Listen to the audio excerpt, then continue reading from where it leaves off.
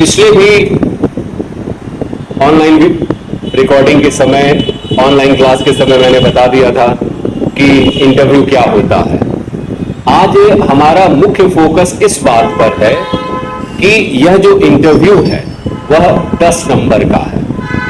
यह 10 नंबर केवल छोटा सा अंक नहीं है, बल्कि आपके रोजगार में आने और रोजगार में न आने के बीच का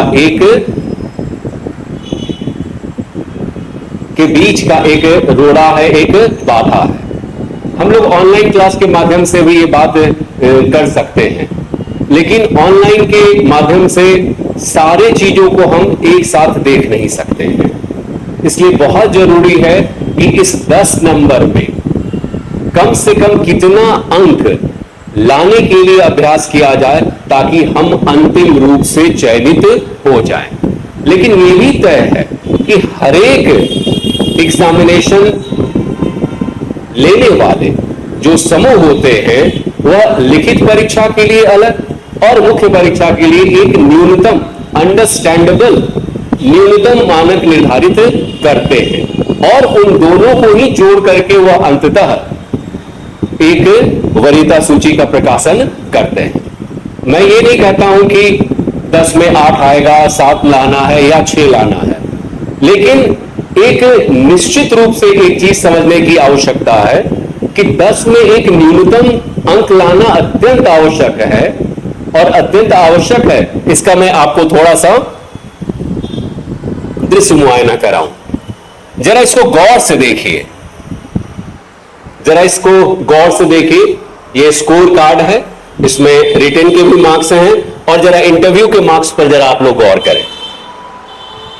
ये टोटल मार्क्स 145.17 है and is not qualified for the particular post. और फिर यहां पर एक गौर से देखिए, इस चीज को देखिए, यहां पर भी 1.50 मार्क्स है और यहां पर भी लिखा हुआ है नॉट क्वालिफाइड। इसका मतलब है कि अच्छे परीक्षा में सिर्फ हमको अच्छे लिखित परीक्षा के अंक से ही काम नहीं चलेगा, बल्कि ये बहुत जरूरी है कि साक्षात्कार में भी अच्छे अंक आने चाहिए।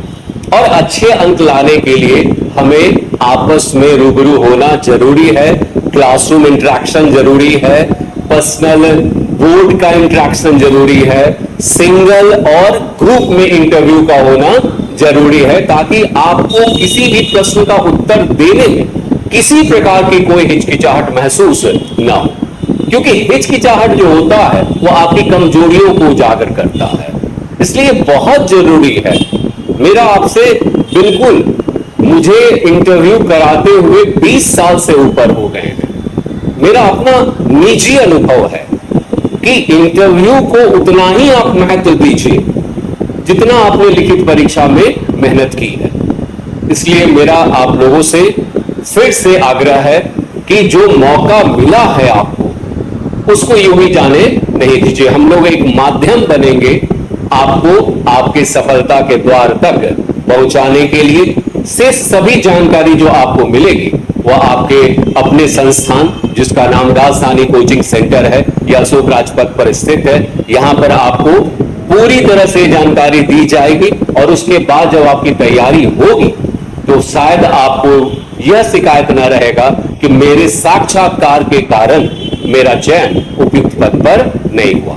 तो बहुत ही जल्दी हम लोग मिलेंगे इसी पोडियम पर, इसी प्रांगण के इंटरव्यू हॉल में बोर्ड ऑफ मेंबर के साथ, और अपनी तैयारी को पूर्ण कर अंतिम रूप से एक सफल छात्र के रूप में कोर्ट का हिस्सा बनेंगे। Thank you very much.